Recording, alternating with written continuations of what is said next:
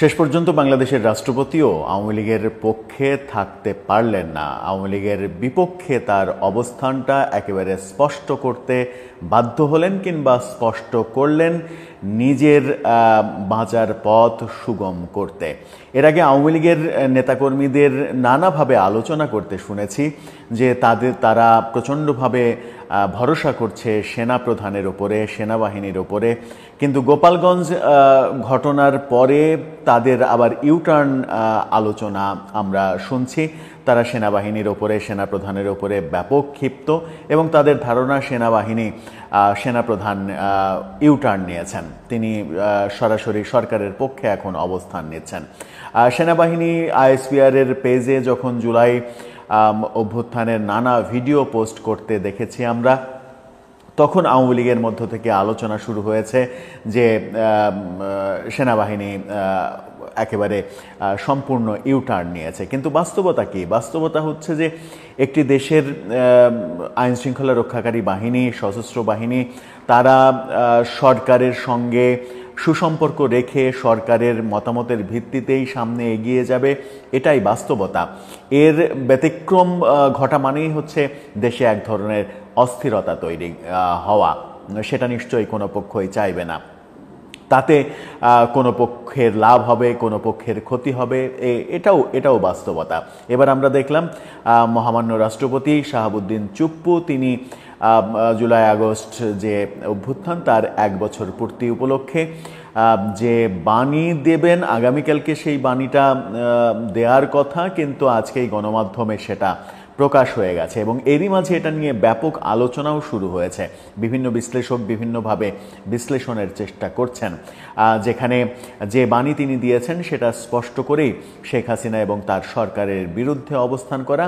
যে সরকারের নিয়োগপ্রাপ্ত রাষ্ট্রপতি শাহাবুদ্দিন চুপ্পু, নিয়োগের সময় তাকে নিয়ে যথেষ্ট সমালোচনা ছিল যে এই ব্যক্তিকে কেন, কোন যোগ্যতায় রাষ্ট্রপতি বানানো হলো, শুধুমাত্র শেখ হাসিনার ওপরে অগাধ আস্থা কিংবা শেখ হাসিনা তার উপরে অন্ধবিশ্বাস, সেই কারণেই এক ধরনের একেবারে যা বলবো তাই শোনে যেন সেরকম একজন ব্যক্তিকে রাষ্ট্রপতি নিয়োগ দেওয়া হয়েছে, নাকি যোগ্যতার বিচার করা হয়েছে, ওজন বিচার করা হয়েছে, এরকম নানা সমালোচনা হতে দেখেছি আমরা। শেখ হাসিনা সরকার পতনের পরে রাষ্ট্রপতিকে সরিয়ে দেওয়ার নানা উদ্যোগও আমরা দেখেছি, কিন্তু শেষ পর্যন্ত সংবিধানের কারণে, সংবিধান সমুন্নত করতে রাখতে, সংবিধানের যেন শূন্যতা তৈরি না হয়, সেই কারণে রাষ্ট্রপতিকে সরিয়ে দিতে পারেনি এই সরকার। এবার মনে হচ্ছে যে সরকারের সঙ্গে তালে তাল মিলিয়ে রাষ্ট্রপতি বাকি সময় পার করতে চাইছেন। এটা যদি না করতেন তিনি, তাহলে তাকে কি করতে হতো, সেই আলোচনাটা করব এই ভিডিওতে। রাষ্ট্রপতি একটি বাণী দিবেন আগামীকালকে, যেটা আনুষ্ঠানিকভাবে ঘোষণার আগেই আজকে গণমাধ্যমে সেটা প্রকাশিত হয়ে গেছে।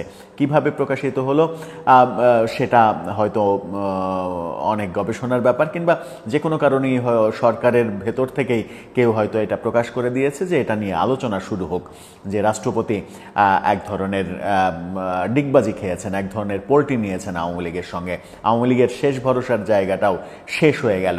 এই আলোচনাটা ছড়িয়ে দিতেই হয়তো এই কৌশলটা অবলম্বন করা হতে পারে।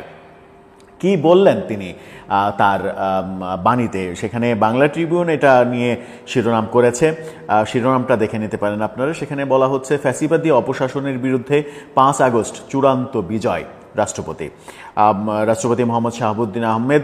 ঐতিহাসিক জুলাই অভ্যুত্থান দিবস মঙ্গলবার, সেই উপলক্ষে ভাষণ দেবেন। সেটাই সেখানে বলা হয়েছে যে ফ্যাসিবাদী অপশাসনের বিরুদ্ধে ছাত্র শ্রমিক জনতা সম্মিলিত প্রতিরোধ গড়ে তোলে 2024 সালের এই দিনে চূড়ান্ত বিজয় অর্জন করে। ঐতিহাসিক এই অর্জনের বর্ষপূর্তি উপলক্ষে আমি দেশের মুক্তিগামী ছাত্র জনতাকে জানাই আন্তর্জাতিক শুভেচ্ছা ও অভিনন্দন।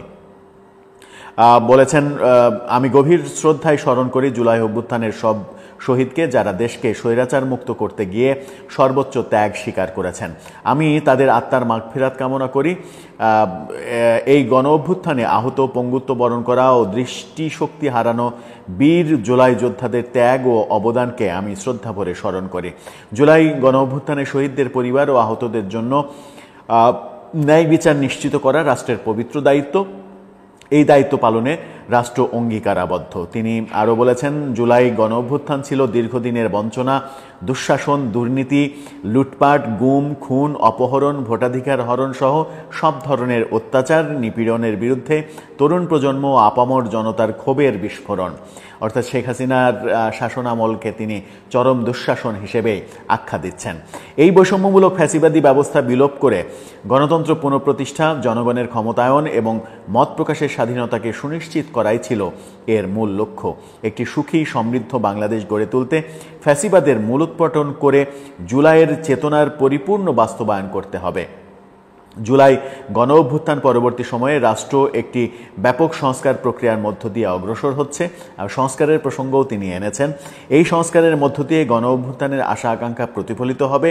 প্রকৃত গণতান্ত্রিক উত্তরণের মধ্য দিয়ে গড়ে উঠবে একটি ন্যায় ও সাম্যভিত্তিক নতুন বাংলাদেশ। এ আমার একান্ত প্রত্যাশা। আমি জুলাই গণ অভ্যুত্থান দিবস উপলক্ষে নেওয়া সব কর্মসূচির সাফল্য কামনা করি। সংস্কারের প্রসঙ্গ যখন বলেছেন, তখন প্রফেসর ইউনূসের প্রসঙ্গটা কেন বাদ দিলেন, এটাও একটা প্রশ্ন হতে পারে।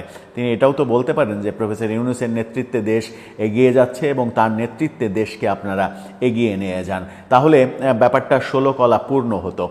এখন রাষ্ট্রপতি যে বাণীটা দিবেন বলে বাংলা ট্রিবিউন বলছেন যে এই বাণীটা আগামীকালকে প্রকাশিত হবে, তার বাণী হিসেবে আসবে। এটা যদি সত্য হয়, তাদের এই ইনফরমেশন যদি সত্য হয় এবং লেখা যদি সত্য হয়, তাহলে কি মনে হয় রাষ্ট্রপতি এটা নিজে লিখেছেন কিংবা রাষ্ট্রপতির কার্যালয় থেকে এটা লেখা হয়েছে? মনে হয় না। এটা সরকার লিখে দিয়েছে এবং সরকারের লেখাতে রাষ্ট্রপতি সাইন করেছেন। এখন সরকার যেহেতু লিখেছে, সংস্কারের প্রসঙ্গ এসেছে, সরকারের খুবই প্রিয় প্রসঙ্গ সংস্কার, কারণ সংস্কার করার জন্যই তো এই সরকার এসেছে বলে মনে হয়।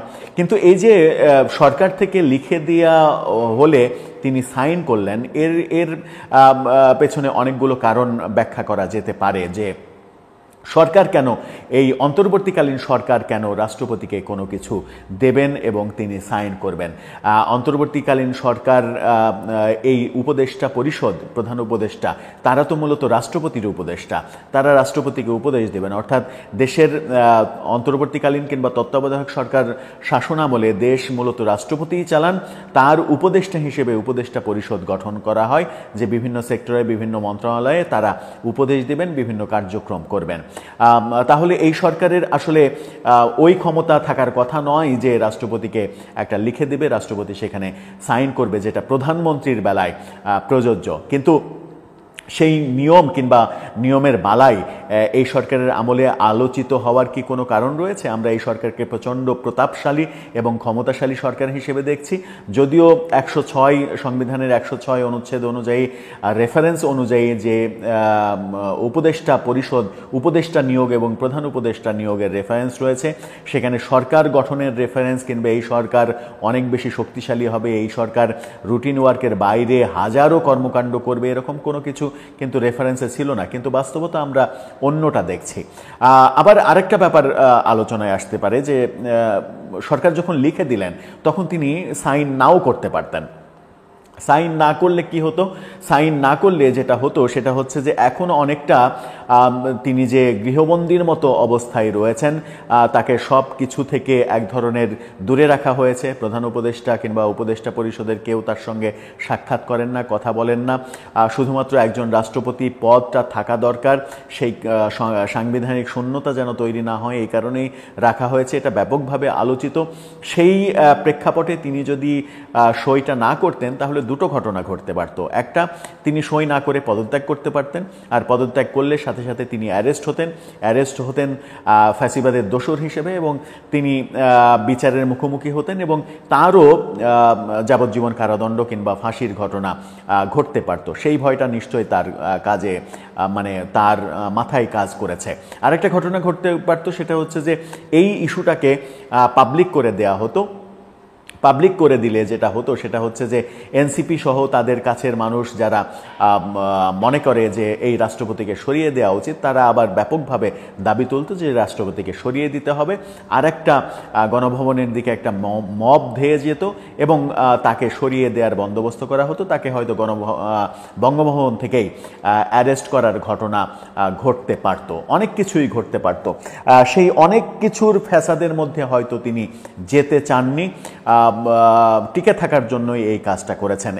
এটা হতে পারে যে তিনি টিকে থাকার জন্য কাজটা করেছেন, জীবন বাঁচানোর জন্য তিনি এই কাজটা করেছেন। আবার আরেকটা হতে পারে যে তিনি হয়তো উপলব্ধি করেছেন যে যে পরিস্থিতির মধ্য দিয়ে শেখ হাসিনার সরকারের পতন হয়েছে, সেই পরিস্থিতির পরে আদতে শেখ হাসিনার সরকারের পক্ষে অবস্থান নেওয়াটা যৌক্তিক হবে না, বরং এই সরকারের পক্ষে অবস্থান নেওয়া, ছাত্র জনতার পক্ষে অবস্থান নেয়া এবং তাদের মধ্যে মিশে যেয়ে তাদের সঙ্গে কাঁধে কাঁধ মিলিয়ে কাজ করাটাই এখন যৌক্তিক মনে করছেন তিনি। এবং শেখ হাসিনার সঙ্গে এক ধরনের পোল্টি নেয়া, শেখ হাসিনার নিয়োগ, তাতে কি হয়েছে? তিনি হয়তো মনে করছেন যে শেখ হাসিনা আসলে ভুল করেছেন, শেখ হাসিনা অপরাধ করেছেন, সুতরাং সেই অপরাধের বিরুদ্ধে আমার অবস্থান নেওয়া উচিত। যেমন অবস্থান নিয়েছেন শেখ হাসিনার নিয়োগকৃত সাবেক আইজিপি চৌধুরী আব্দুল্লাহ আল মামুন। তিনি কিন্তু কোর্টে শেখ হাসিনার বিরুদ্ধে রাজসাক্ষী হয়েছেন। শেখ হাসিনার বিরুদ্ধে যত মামলা চলছে এবং মামলাগুলো যেভাবে এগোচ্ছে, তাতে এই আব্দুল্লাহ আল মামুনের রাজসাক্ষী হওয়াটা অনেক বেশি প্রভাবক ভূমিকা পালন করবে। এবং আব্দুল্লাহ আল মামুনের ক্ষেত্রেও কিন্তু একই ব্যাপার আলোচিত হয়েছে। দুটো ব্যাপার সেখানে থাকতে পারে, এক, তাকে বাধ্য করা হয়েছে রাজসাক্ষী হতে, অথবা তিনি নিজেই উপলব্ধি করেছেন যে তার জীবন বাঁচাতে, নিজেকে সেভ করতে, পরিবারের জন্য তার এখন এই সিদ্ধান্ত নেওয়াই উচিত। শেখ হাসিনার সরকারের আমলে যেটা তিনি তার সাক্ষ্যতে, জবানবন্দিতে বলেছেন যে তার সময়ে অনেক ভুল ছিল, যে ভুলগুলোর তিনি প্রতিবাদ করেছেন, লিথাল ওয়েপন ব্যবহার করার বিরুদ্ধে তিনি অবস্থান নিয়েছেন, কিন্তু স্বরাষ্ট্রমন্ত্রী শোনেননি, তার মতের বিরুদ্ধে কাজগুলো হয়েছে। এক ধরনের সাক্ষ্য কিন্তু তিনি দিয়েছেন, শেখ হাসিনা সরকারের বিরুদ্ধে যা কিছু বলার বলে দিয়েছেন।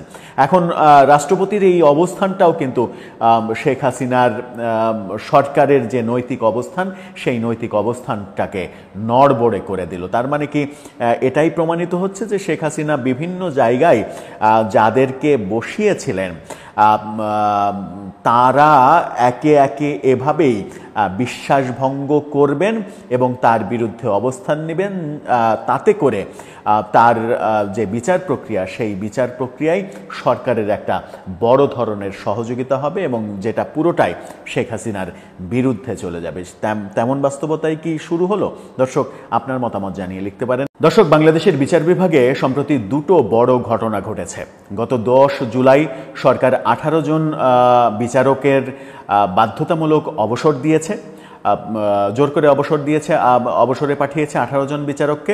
এরপরে দেখলাম কয়েকদিন আগে সাবেক প্রধান বিচারপতি এবিএম খায়রুল হক তাকে গ্রেপ্তার করা হয়েছে এবং তাকে হত্যা মামলায় গ্রেপ্তার করা হয়েছে। এই বিচার বিভাগে বড় দুটো ঘটনা, সাম্প্রতিক এই বড় দুটো ঘটনা, যে দুটো ঘটনা চাঞ্চল্যের সৃষ্টি করেছে, আলোচনার জন্ম দিয়েছে। এবং এই দুটো ঘটনা নিয়ে এবার প্রশ্ন তুলেছেন সাংবাদিক খালেদ মহিউদ্দিন। তার ঠিকানায় উচিত কথাই তিনি এই প্রশ্নটা করেছেন, যেটা অলরেডি সামাজিক যোগাযোগ মাধ্যমে ভাইরাল হয়ে গেছে একটা অংশ। সেই প্রশ্নটা হচ্ছে, বিচারকদের যে বাধ্যতামূলক অবসর দিলেন আসিফ নজরুল, আইন উপদেষ্টা, তাকেই তিনি প্রশ্ন করেছেন কোন আইনের ভিত্তিতে তিনি এই বাধ্যতামূলক অবসর দিলেন। যে আইনের ভিত্তিতে তিনি বলছেন বাধ্যতামূলক অবসর দেয়া হয়েছে, সেই আইনটা কি পুরোটা তিনি নিজে পড়েছেন আইন উপদেষ্টা হিসেবে? সেই আইনেই বলা আছে এটা করা যাবে না। কি বলতে চাইলেন খালেদ মহিউদ্দিন? বেআইনিভাবে বিচারকদের বাধ্যতামূলক অবসর যখন সরকার দিল এটা বলছেন, তখন যে কেউ এখন আদালতে রিট করলে কি সরকারের জন্য বড় ধরনের বিপদ নেমে আসবে। আবার সাবেক প্রধান বিচারপতি খায়রুল হককে গ্রেপ্তার করা হয়েছে হত্যা মামলায়, সেটা নিয়েও প্রশ্ন তুলেছেন তিনি। এই দুটো বিষয় নিয়ে আলোচনা করে বোঝার চেষ্টা করব আইন উপদেষ্টা হয়ে বসে আসিফ নজরুল কি করছেন আদতে। বলছিলাম 18 জন বিচারককে বাধ্যতামূলক অবসর এবং সাবেক প্রধান বিচারপতি খায়রুল হককে গ্রেপ্তার, হত্যা মামলায় গ্রেপ্তার। আগে আসি 18 জন বিচারককে বাধ্যতামূলক অবসরের প্রসঙ্গে। তাদেরকে বাধ্যতামূলক অবসর দেয়া হয়েছে যে আইনের ভিত্তিতে, সেটি হচ্ছে সরকারি চাকরিবিধি 2018 এই আইনের ভিত্তিতে। এই আইনের 45 ধারার ভিত্তিতে তাদেরকে অবসরে পাঠানো হয়েছে। আইনের ধারাটা দেখে নিন এবং 45 ধারাটা আরও স্পষ্ট করে দেখে নিন। সেখানে সরকার কর্তৃক অবসর প্রদান এই পয়েন্ট 45 ধারা। কোনো সরকারি কর্মচারীর চাকরির মেয়াদ 25 বছর পূর্ণ হইবার পর যে কোনো সময় সরকার জনস্বার্থে প্রয়োজনীয় মনে করিলে কোনরূপ কারণ দর্শানো ছাড়াই তাকে চাকরি হইতে অবসর প্রদান করিতে পারিবে। তবে শর্ত থাকে যে ক্ষেত্রে রাষ্ট্রপতি নিয়োগকারী কর্তৃপক্ষ, সেই ক্ষেত্রে রাষ্ট্রপতির অনুমোদন গ্রহণ করিতে হইবে। 45 ধারা অনুযায়ী বলা হয়েছে, এই 45 ধারা অনুযায়ী জনস্বার্থে এই 18 জন বিচারককে অবসরে পাঠানো হয়েছে। কিন্তু খালিদ মহিউদ্দিন দাবি করেছেন যে মাননীয় আইন উপদেষ্টা, আপনি এই সরকারি চাকরিবিধির পুরো আইনটা একবার পড়ে দেখেন, যে আইনের শুরুতেই 3 নম্বর ধারায় স্পষ্ট বলা আছে যে এই কাজ আপনি করতে পারেন না। 3 নম্বর ধারাটা আপনারা দেখে নিন। 3 নম্বর ধারায় স্পষ্ট দেখা আছে। তার সেই মতামতের প্রেক্ষিতে আমরাও সরকারি চাকরিবিধির 3 নম্বর ধারা নিয়ে, পুরো সরকারি চাকরিবিধি নিয়ে পড়ার চেষ্টা করেছি, বোঝার চেষ্টা করেছি। 3 নম্বর ধারায় যেটা আছে সেই আইন বলে যে এই আইন অর্থাৎ চাকরিবিধির যে আইন, সরকারি আইন, এই আইন বিচার বিভাগের ক্ষেত্রে প্রযোজ্য হবে না। খালিদ মহিউদ্দিন যেটা বলছেন সেটা কি সত্যি চাকরিবিধির 3 নম্বর ধারায় আছে? চলুন 3 নম্বর ধারাটা একটু পড়ে দেখা যাক। 3 নম্বর ধারায় বলা হচ্ছে, অন্য কোনো আইন, চুক্তি বা সমজাতীয় দলিলে ভিন্নরূপ কোনো বিধান না থাকিলে এই আইনের বিধানাবলী নিম্ন বর্ণিত কর্ম বা বিভাগ বা উহাতে নিয়োজিত ব্যক্তিগণের জন্য প্রযোজ্য হইবে না। মানে কোন কোন ক্ষেত্রে এই আইন প্রযোজ্য হইবে না, সেখানে যেটা আছে সেটা হচ্ছে যে ক, সংবিধান দ্বারা সৃষ্ট কোনো চাকরি বা পদ, যে পদগুলো সাংবিধানিক পদ। খ, বিচার কর্ম বিভাগ অর্থাৎ বিচার বিভাগ কেন্দ্রিক যে পদগুলো, সেই পদগুলোকে এই আইনের আওতায় আনা যাবে না, এই আইন কার্যকর হবে না। প্রতিরক্ষা বিভাগ, পাবলিক বিশ্ববিদ্যালয়, জাতীয় সংসদ সচিবালয়, বাংলাদেশ সুপ্রিম কোর্ট, নির্বাচন কমিশন সচিবালয়, স্বশাসিত সংস্থা ও রাষ্ট্রায়ত্ত প্রতিষ্ঠান, স্থানীয় সরকার প্রতিষ্ঠান, সরকারের উন্নয়ন প্রকল্প, কর্মসূচি বা অনুরূপ কোনো কার্যক্রমের আওতাধীন চাকরি এবং অ্যাপ্রেন্টিস চুক্তি বা অ্যাডহক ভিত্তিক অন্য কোনো প্রকার অস্থায়ী, সাময়িক বা খণ্ডকালীন চাকরি। অন্য অনেক কথা বাদ দিলাম। খ দেখেন, বিচার ও কর্ম বিভাগ।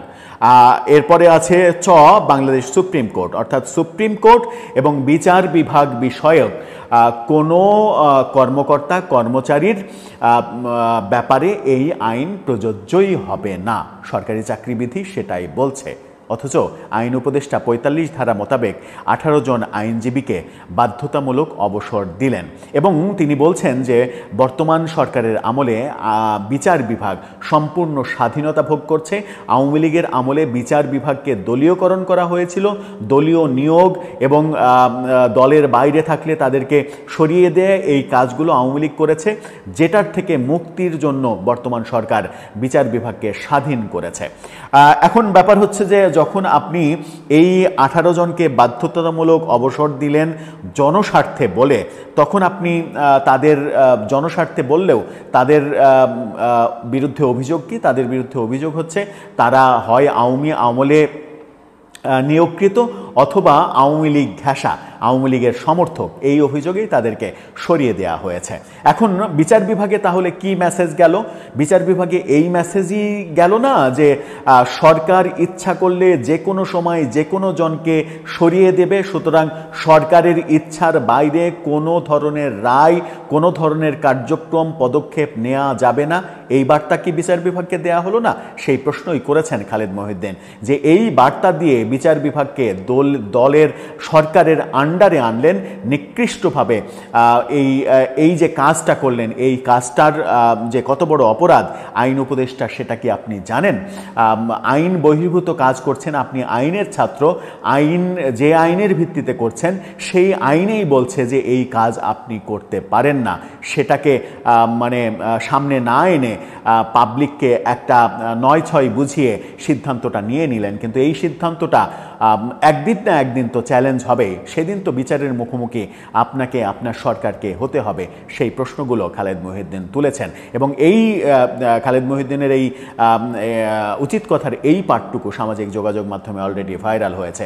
আরও যেটা তিনি বলেছেন যে সাবেক প্রধান বিচারপতি খায়রুল হক তাকে গ্রেপ্তার করা হয়েছে হত্যা মামলায়, অথচ তার বিরুদ্ধে অভিযোগ হচ্ছে তত্ত্বাবধায়ক সরকার ব্যবস্থার নিয়ে যে রায়, সেই রায়কে তিনি টেম্পারিং করেছেন। এই অভিযোগেই মূলত তাকে গ্রেপ্তার করা হয়েছে, তার বিরুদ্ধে ব্যবস্থা নেওয়া হচ্ছে, এটা সরকার এবং বিভিন্ন রাজনৈতিক দল থেকে বলা হচ্ছে, কিন্তু বাস্তবতা হচ্ছে তাকে গ্রেপ্তার দেখানো হয়েছে হত্যা মামলায়। এখন তিনি প্রশ্ন করছেন ABM খায়রুল হক কি হত্যা করেছেন? তিনি তো হত্যা করেননি, তার মানে এটা মিথ্যা মামলা।